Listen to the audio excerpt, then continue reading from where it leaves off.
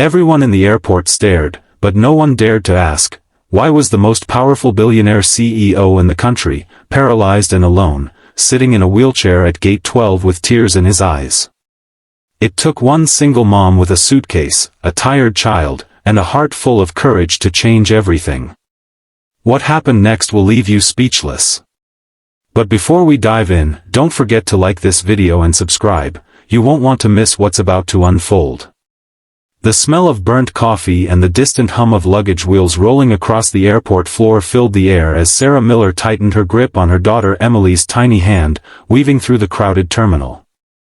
Her mind was a blur of exhaustion and worry. She'd been up since 4 a.m., rushing from their small apartment to make this connecting flight, hoping she wouldn't miss her job interview in another city. She barely noticed the announcements echoing through the intercom until Emily tugged her arm and whispered, "Mom, why is that man all alone?" Sarah followed her daughter's gaze to gate 12 and froze. There, under the harsh fluorescent lights, sat a man whose presence seemed both commanding and heartbreakingly fragile.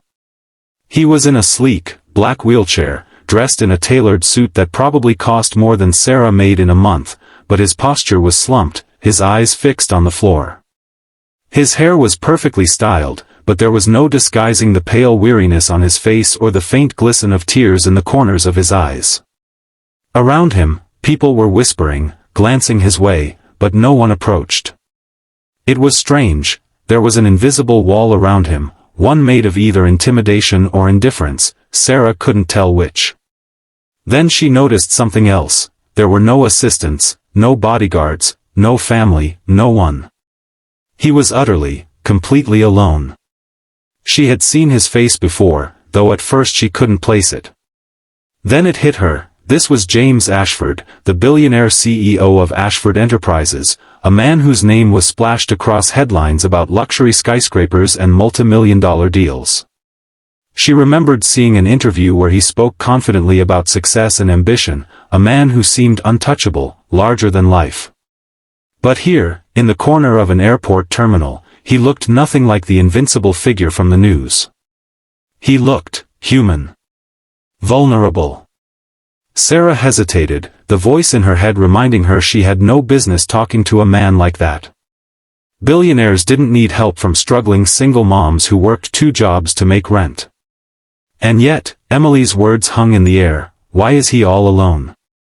She thought about how many times she had felt invisible in a crowd, how easy it was for people to look right past someone's pain because it was uncomfortable to acknowledge it. Maybe she was the only one reckless enough, or kind enough, to cross that invisible barrier. So she took a deep breath, squeezed Emily's hand for courage, and walked toward him. "Excuse me," she said softly, unsure if he would even hear her. His head lifted slowly, and she was struck by the depth of his eyes, a storm of pride, anger, and something else, grief. "Yes?" His voice was polite but guarded, like he was bracing for some demand or intrusion. Sarah hesitated, then asked the question Emily had whispered, "Why are you all alone?" For a moment, his eyes widened as if no one had dared ask him that in years. Then he gave a bitter half-smile. "Because everyone else left." The words were simple, but the weight behind them felt like a boulder crashing to the ground. Sarah felt Emily's small hand tighten around hers. "I'm sorry," Sarah said quietly, pulling a chair closer so she could sit next to him without towering over him. She didn't know why she stayed, maybe because something in his expression told her he didn't just need company, he needed someone to see him without judgment. He glanced at Emily and softened ever so slightly. "And who might this be?" "I'm Emily," her daughter replied shyly. "We're going to see my mom's new job, maybe." Sarah gave a small, embarrassed laugh. "Hopefully. If we make the flight." He nodded slowly, and for a moment, there was silence between them, filled only by the boarding calls from nearby gates. Then, as if compelled by something he couldn't control, James began to speak. He told her he had been in a car accident 2 years ago that left him paralyzed from the waist down. His fiancée, unable to cope, had left him months later. Business partners distanced themselves, investors doubted him, and even friends found excuses not to visit.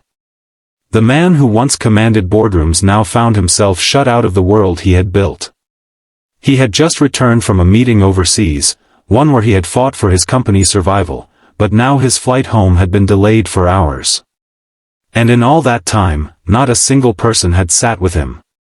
"People look at me," he said quietly, "and they see a headline. Or a tragedy. Or worse, nothing at all." Sarah felt a pang in her chest.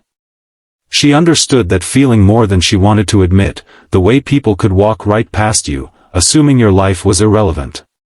She didn't know how long they sat there talking, but eventually, Emily fell asleep with her head on Sarah's lap, and the three of them were wrapped in a strange bubble of connection in the middle of the bustling terminal.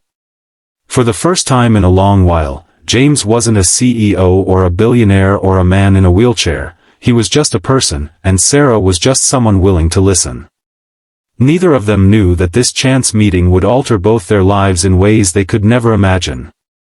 But in that moment, as the boarding call for her flight echoed overhead and Sarah realized she might miss it, she found herself hesitating. Because walking away felt wrong, like leaving him there would be leaving a part of herself behind. Sarah's heart pounded as the final boarding call for her flight echoed through the terminal.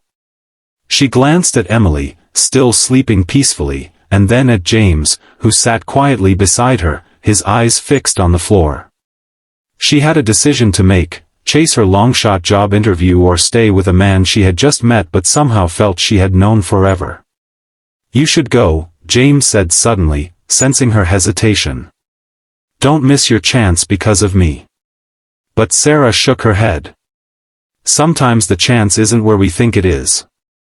She called the airline desk, rescheduled her flight for the next day, and settled back into her chair. Something about the relief in James's eyes told her she had made the right choice. They talked for hours, about his accident, about her struggles raising Emily alone, about the quiet loneliness that lived in both of them. James admitted that in the 2 years since his injury, no one had treated him like a normal man. Everyone either pitied him or avoided him. Sarah listened without judgment, offering nothing but honesty in return. When the terminal grew quieter and the night deepened, James surprised her. "Sarah. I don't know why you stopped, but I'm glad you did. If you hadn't, I'd still be sitting here wondering if anyone in the world saw me anymore." His voice caught, and for a moment, the mask of the untouchable CEO slipped completely. The next morning, James insisted on buying Sarah and Emily breakfast before their flight.